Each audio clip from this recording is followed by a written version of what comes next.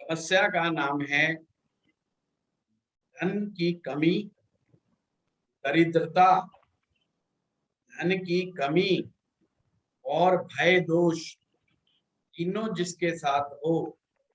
यानी सौंदर्य लहरी आपको कह रही है कि अगर दो तीन इकट्ठी समस्या हो तो कौन सा श्लोक आपने चूज करना है, उसके विषय में है ये।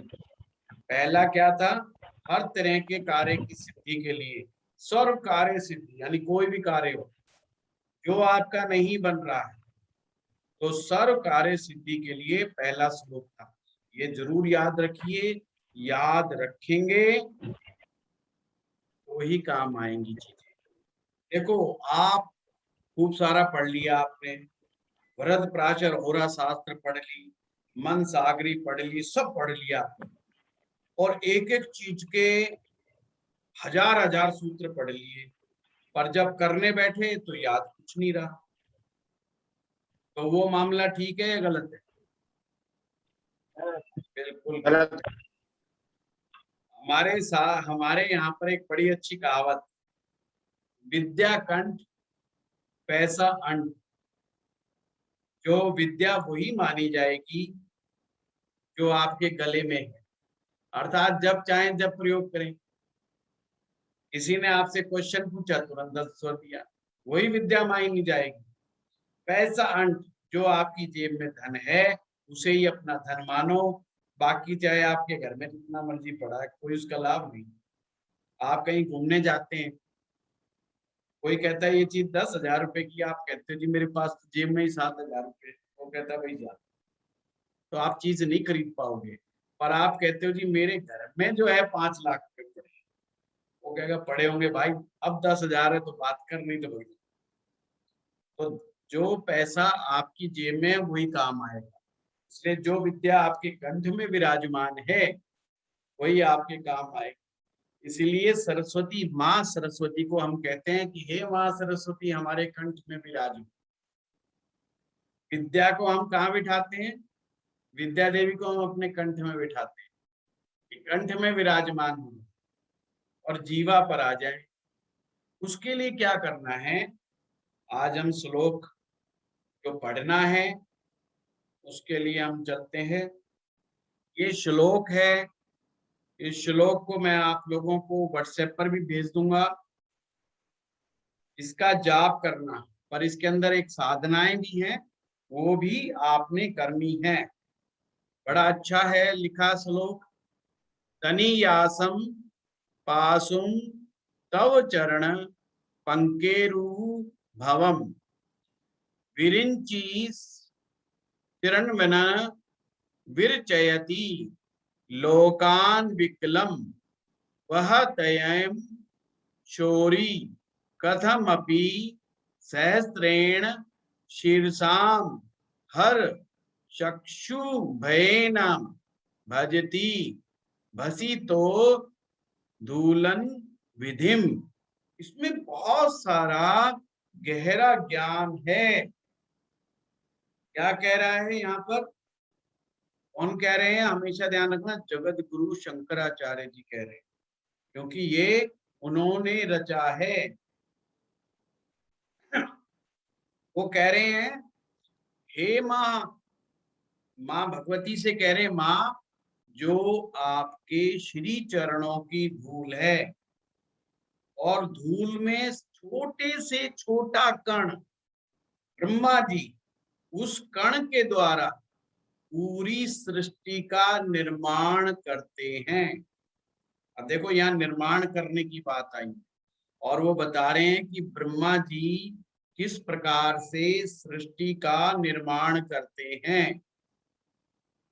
निर्माण करने की क्या प्रक्रिया बताई है कि माँ भगवती के श्री चरणों से छोटे से छोटा कण लेकर के, क्योंकि वो कण इतना सामर्थ्यवान है, उसमें इतनी सर्जन क्षमता है कि वो कुछ भी उत्पन्न कर सकता है। तो ब्रह्मा जी माँ भगवती के श्री चरणों का कण ही लेते हैं जिससे तीनों लोकों का निर्माण होता है। और भगवान श्री हरि विष्णु जी जो कि नाग रूप में है, शेष नाग रूप में है, वो उसकी पालना करते हैं। मतलब जो पालना करने का मतलब जो उनका पालन पोषण करते हैं। अब जो पालन पोषण करने वाले विष्णु जी का आशीर्वाद इसमें बताया। बड़े ध्यान से समझना, इसमें तीन देवों की महिमा कही गई है, ब्रह्मा जी की, विष्णु जी की और शिव की। पर क्या है, वो तीनों के तीनों देवी के सामर्थ्य से ही ये सब कार्य संपन्न करते हैं। इसी प्रकार से भगवान शिव, शिव कौन है, संहार के देवता है। देखो यहाँ है हर, हर जो है भगवान शिव को कहा गया है।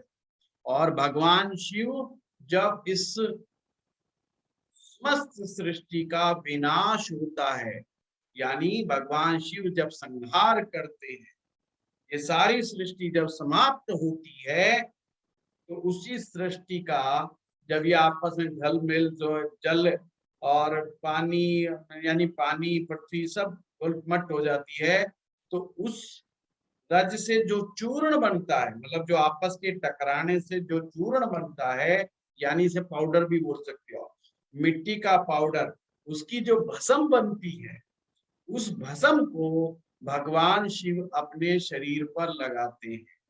अब इसका क्या मतलब हुआ, तीनों बात आ गई कि भगवान शिव जो भस्म लगा रहे हैं, ये उस बात का प्रतीक है जो तीन लोग, मैं आपके पास आ रहा हूं, आज देखो इस श्लोक में ये प्रकट किया गया है कि जो शिव भगवान जो भस्म लगाते हैं वो किस चीज का प्रतीक है, ब्रह्मा जी ने उत्पन्न किया और विष्णु जी ने उसको पालना की, उसको संभाल करके रखा।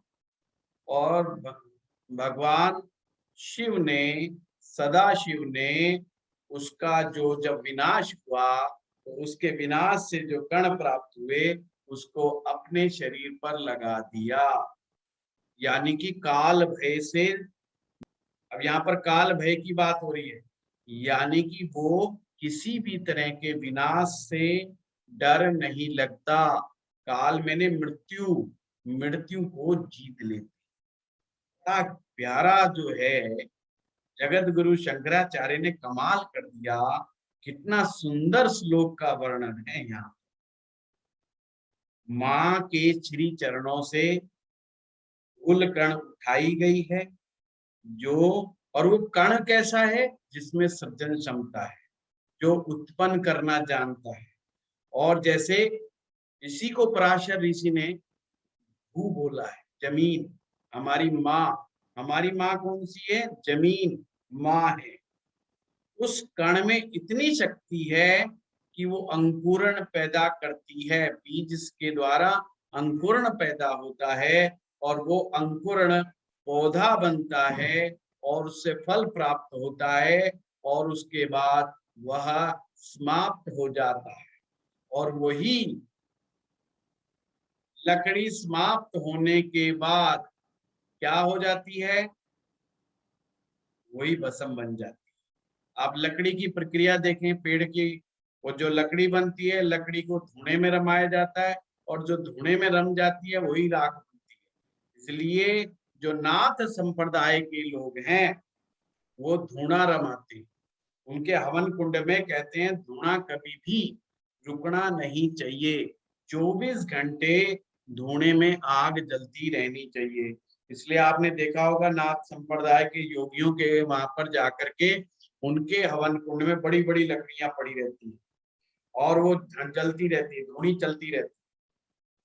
और वो तिलक भी किस चीज का लगाते हैं, जो उससे राख पैदा होती है, वो उसी राख से धूनी लगाते हैं। तो यानी कि उसी राख से आपको तिलक लगा देते हैं और खुद भी उसी राख को अपने शरीर पर लपेट लेते हैं। वो किस चीज का प्रतीक है, कि हम काल से दूर हैं, यानी कि मृत्यु का भय हमें नहीं है। समझ में आई बात। तो ये जो मंत्र है, ये जो श्लोक है, इसका जाप करने से काल भय समाप्त होता है। अब इस मंत्र में एक शब्द आया है शौरी, शौरी शब्द आया है। जब आप देखेंगे, इसकी बेशक मैं दोबारा बता रहा हूँ, फोटो खींच लीजिएगा ताकि आपको ये श्लोक फिर से समझ आ जाए। इसमें ज्योतिष से रिलेटेड बहुत सारी चीजें हैं। ये देखिएगा, वह तेनम शौरी, ये जो शौरी आया है तीसरी लाइन में देखिएगा, तनीयासम पासुम तव चरण पंकेरूह भवम विरंचि चिन्मनम अविरचयति लोकान विकलम वह तेनम शौरी, ये शौरी कथमपि सहस्रेण शीर्षाम हर चक्षु भैनम सजद्म भजती भसितोध धुलन विधिम। अब ये जो शौरी शब्द है ये भगवान सूर्य के लिए, और सूर्य और विष्णु जी एक ही हैं, यानी कि इस सृष्टि की पालना भगवान सूर्य या भगवान श्री हरि विष्णु करते हैं। भगवान श्री हरि विष्णु, ये देखा, सहस्त्रेण शीर्षाम, शेषनाग के रूप में कई हजार फण हैं उसके जिस पर वो लेटे हैं। अब ये क्या दिखा रहा है? अब ये दिखाता है यदि किसी की जन्म पत्रिका में दरिद्रता योग है तो उसे इस श्लोक को जरूर पढ़ना चाहिए, इस साधना को जरूर करना चाहिए। तो साधना कैसे लिखी है ये भी देखिए। अब यहाँ पर नियम क्या आया है कि मंत्र का उद्धार, मंत्रोद्धार, यानी कि मंत्र का उद्धार, ये एक प्रकार का पासवर्ड भी कह सकते हो आप इसे। यदि आप ये जो दिया गया मंत्र है श्रीम ऐं श्रीम, श्रीम, इसको मैं, अगर ये ध्यान रखना, अगर मैं की बिंदी लगा रहे हो तो मैं बोलना, गे की बिंदी लगा रहे हो तो गे बोलना। जैसे श्रीम ऐं श्रीम, अगर आप इसको गे बोलते हैं तो श्रिंग ऐं श्रिंग ऐसे बोला जाएगा। मैं लगाओगे तो पावर थोड़ी कम हो जाएगी, गे लगाओगे तो पावर थोड़ा सा बढ़ जाएगी, ये थोड़ा ध्यान रखना। श्रीम ऐं श्रीम, श्रीम क्लीम श्रीम, श्रीम ह्रीम श्रीम, दुर्गा दुर्ग तारिणीम पदम मालिनीम मातरम परपदे स्वाहा। इस मंत्र का 1.25 लाख मंत्र जप करने से दुख दारिद्र्य का विनाश होता है और ये धन संपदा देता है। यानी जो मंत्र दिया है इसका 1.25 लाख पाठ करना चाहिए। इसमें गुरुजी स्वाहा बोलना है साथ में? स्वाहा जब बोलना है जब आपका हवन हो, उससे पहले नहीं बोलना। ठीक, लिखा गया, बहुत अच्छा क्वेश्चन आपने पूछा। अब ये इसकी फोटो खींचिए, ये यंत्र है। वो वही वाली बात है कि इसे आप सोने के पत्र पर भी बना सकते हैं, इसे आप जो आपका वो आता है भोजपत्र उस पर भी बना सकते हैं। भोजपत्र पर केसर की साई से या अष्टगंध की साई से, अनार की कलम के द्वारा या सोने की कलम के द्वारा यंत्रों को लिखा जाता है। अब करना क्या है, इस यंत्र को ईशान कोण की तरफ मुंह करके 15 दिन तक, 15 डेज तक जो श्लोक हमने बोला है पहले, उस श्लोक का जाप करना है 1000 बार। अब इसको पूरा विधान आपको समझाते हैं। सर्वप्रथम आपने क्या करना है कि आपने सबसे पहले स्वामी जी, अगर हम नमः लगा देंगे ना तो मंत्र नपुंसक हो जाता है। तो ये जो मंत्र हैं, जो भी तंत्रात्मक रूप में कोई मंत्र का जाप किया जाता है तो फिर नमः नहीं लगाना चाहिए। जो नमोकार मंत्र होते हैं जिसमें हम नमस्कार कर रहे होते हैं भक्ति के द्वारा, उसमें नमः लगना चाहिए। सर्वप्रथम क्या करें, जो दुर्गा जी का मंत्र दिया है उस मंत्र के 1.25 लाख मंत्र जाप करने हैं। जिस दिन 1.25 लाख मंत्र जाप पूरे हो जाएं, उसका हवन करना है। हवन के बाद आपने ये भोजपत्र पर ये यंत्र का निर्माण करना है और ईशान कोण की तरफ मुंह करके जो श्लोक दिया हुआ था, इस श्लोक को 1000 बार पढ़ना है। और ध्यान रहे, यंत्र का डेली पूजन होगा, यंत्र का डेली पूजन होगा।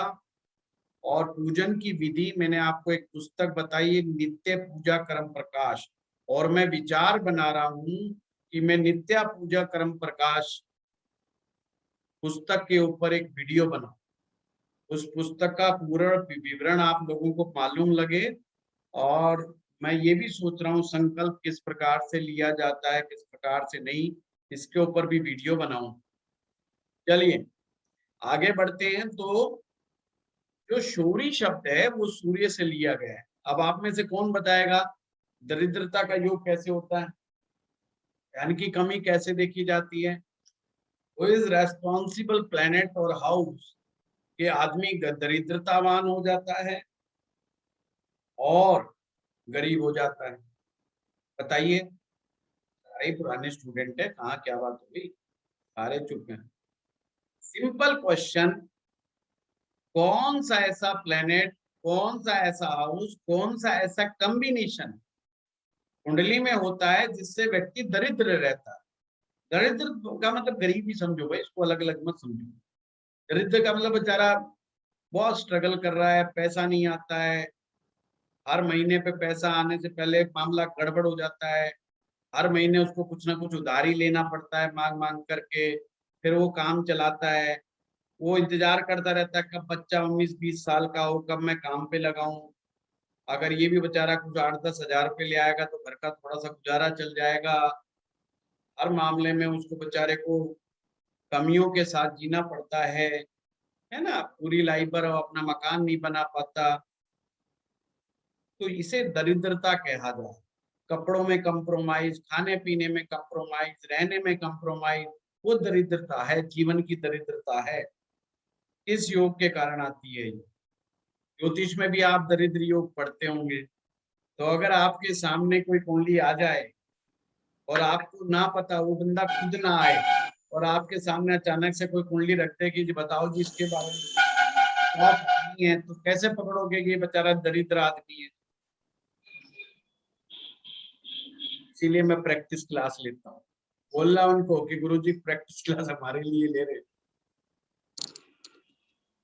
अब बोलिए Sovik. 6th Lord, 8th Lord और 12th लॉर्ड का अगर कोई कॉम्बिनेशन बनता है लग्न के साथ, और सेकंड हाउस में अगर कोई मैलिफिक प्लैनेट का बहुत ज्यादा इफेक्ट है जो 6th और 8th और 12th लॉर्ड नहीं के साथ सोविक, संबंधित। Total wrong, total wrong. दुनिया भर की कुंडलियां दिखा दूंगा कि लग्नेश छठे में बैठा है, लग्नेश अष्टम में बैठा है, लग्नेश 12वें में बैठा है और खूब अमीर है। आपकी क्लास में मिल जाएंगे ऐसे जिनका लग्नेश 12वें में, 8वें में, लग्नेश छठे में बैठा है, पैसे की कोई कमी नहीं है। या गुरु जी लिखा हुआ है 12वें लॉर्ड भाव ऑफ का लॉर्ड लगन में, 8वें का भाव का लॉर्ड लगन में, 12वें का लॉर्ड लगन में बैठ जाए तो भी पैसे वाले हैं। हाँ प्रदीप जी बताइए। Jupiter and Moon affected Lord in of badly income places. 11th house goes into any house of house. Lord of 11th house place in the 6th house. आपकी आवाज कट गई। Sir, Jupiter, Moon, and second house and 11th house are badly placed and affected. Moon, Jupiter, Second house and 11th house. Second house, As 11th house. रचना जी ये बात भी गलत है। Any other person? अनुभवी आदमी से सीखने का यही फायदा होता है। चलिए मैं शुरुआत करता हूँ, आप लोगों को बताता हूँ, और हमारे अध्यापक गण नदारद हैं। चलिए, सिंपल एंड शॉर्ट आज ही बताया कि सिंपली आपने वो चीजें पकड़नी है ज्योतिष में से जो यहाँ घुस जाए। मैं एक ऐड बनवा रहा हूं अभी कि सुनील सर ऐसे पढ़ाते हैं कि गजनी को भी याद हो जाए। ये भी पढ़ाते पढ़ाते याद आए। तो मैं सूत्र देता हूँ, धन की कमी और दरिद्रता लगभग लगभग एक ही बात है। दरिद्रता में सिर्फ एक चीज और जुड़ जाती है, शारीरिक आलस्य। कहते हैं ना, ये पड़ा रहता है, सोता रहता है, अरे दरिद्र आदमी, अरे उठ जा भाई, सूरज उठ गया, दरिद्र आदमी। तो दरिद्रता उसको भी जोड़ देते हैं, पर हम यहाँ गरीबी से लेके चलते हैं कि धन एक प्लेनेट, वो है सूर्य। इस श्लोक में आया है सोरी, सोरी का मतलब Sorry. सूर्य। सूर्य केवल एक ऐसा ग्रह है, मैंने पुरानी क्लासों में भी कराया है, sun is the ultimate giver of wealth. Always remember, sun is the ultimate giver of wealth. एक सूत्र याद कर लीजिए, सूर्य की स्थिति जितनी कमजोर होती चली जाएगी कुंडली में, उसके कुंडली में उतना ही दरिद्र योग होगा, और जितनी अच्छी होती चली जाएगी उतना ही बढ़िया होगा। अब इसका मतलब ये मत मानना कि सूर्य नीच का है तो जी वो दरिद्र हो गया, ना ना ना, बिल्कुल। आपने इसका हर पहलू देखना है, D1 में, D9 में और सर्वाष्टक वर्ग में सूर्य ग्रह को कितने बिंदु मिले हैं, तीन चीजों से अंदाजा लगा करके सूर्य के बलाबल को जानना है। अगर सूर्य का बलाबल कमजोर है तो उसके जीवन में दरिद्रता होगी। अगर सूर्य स्ट्रॉन्ग आता, जितना नमांश कुंडली में अगर सूर्य केंद्र में या त्रिकोण में है तो दरिद्रता योग भंग हो जाता है, सिंपल। सूर्य यदि केंद्र या त्रिकोण में है तो दरिद्रता योग भंग हो जाता है। कहाँ? नमांश कुंडली में। अब मान लीजिए सूर्य नमांश कुंडली में केंद्र और त्रिकोण में नहीं बैठा है, तो कहाँ बैठा होना चाहिए? या तो वो मित्र राशि में हो, स्वग्रही हो, या उच्च का हो करके नवमांश कुंडली में कहीं भी बैठे तो भी दरिद्र योग भंग हो जाता है। ये सब मैं नवमांशा में बता रहा हूँ, क्योंकि लगन कुंडली में तो हो सकता है सूर्य राहु के साथ हो, केतु के साथ हो, शनि के साथ हो, तो D1 में ना जाके सीधा D9 में जाता हूँ। D1 में अगर अच्छा है तो बहुत ही अच्छी बात, क्योंकि जिसकी कुंडली में D1 में भी अच्छा है और D9 में भी अच्छा है, तो ये ध्यान रखिएगा, उसको धन की कमी का सामना कभी जीवन में नहीं करना पड़ता। या नवमांश कुंडली में सूर्य के ऊपर गुरु की दृष्टि हो या गुरु की दृष्टि हो तो भी न दरिद्र योग भंग हो जाता है। पर सूर्य गुरु साथ नहीं होने चाहिए, ये ध्यान रखिएगा। सन एंड जुपिटर साथ नहीं होने चाहिए, क्योंकि अगर सूर्य और जुपिटर लगन कुंडली में D1 में साथ होंगे तो उसके बाद पैसा कितना हो फिर भी हमेशा पैसा मांगने की नौबत आती है। देखा, एक ही ग्रह को याद रख लो, उसी से सारा काम बन जाएगा और कुछ करने की जरूरत ही नहीं। दूसरे भाव में नेगेटिव ग्रह बैठे रहो, क्या दिक्कत है? ऐसी तमाम कुंडलियां आपको देखने को मिलेंगी, वो पैसा कमा रहे हैं। मंगल वाले भी देख लिए, शनि वाले भी देख लिए, जिनके सेकंड हाउस में बैठे हैं, राहु वाले भी देख लिए। ऐसा कुछ भी नहीं है। इसे कहते हैं फटाफट ज्योतिष कैसे करें, कुंडली पकड़ना किसे कहते हैं, ऐसे। ये तो हम बेसिक में आप लोगों की प्रैक्टिस कराते रहते हैं कि दूसरे को देखो, 11वें को देखो, तिगड़े को देखो। ये होते लास्ट के सूत्र जो गुरुजी दे रहे होते हैं। इससे ऊपर का भी एक और ज्ञान है, वो लास्ट में हम अपने पास रखते हैं। हाँ रचना जी। सर मैं भी एक फैमिली को जानती हूँ, उनकी कुंडली में सर मेष लगन की कुंडली है और लगन में सूर्य बैठे हैं, मंगल और सूर्य बैठे हैं, तो नवांश में दोनों की पोजीशन खराब है। थोड़ा कोरोना ने उनकी हालत खराब कर दी है। वो यूनिफॉर्म्स का काम करते हैं तो स्कूल ही बंद है, तो बुरी हालत है आज के टाइम में। इसीलिए उन्हें D9 पकड़ा सीधा। तो D9 में नहीं है स्थिति अच्छी। हाँ, मैं कह रहा हूँ इसीलिए मैंने सीधा D9 पे गया। D1 की मैंने बात ही नहीं करी। मैंने कहा हो सकता है D1 में किसी के राहु के साथ बैठा हो, केतु के साथ बैठा हो, पर वो लोग भी आपको अमीर मिल जाए। सर अगर मांगने वाले लोग हों कर्जों पर लेने वाले, धन बहुत है लेकिन कर्जे पे डिपेंडेंट है, क्या उनको दरिद्र कहा जाएगा?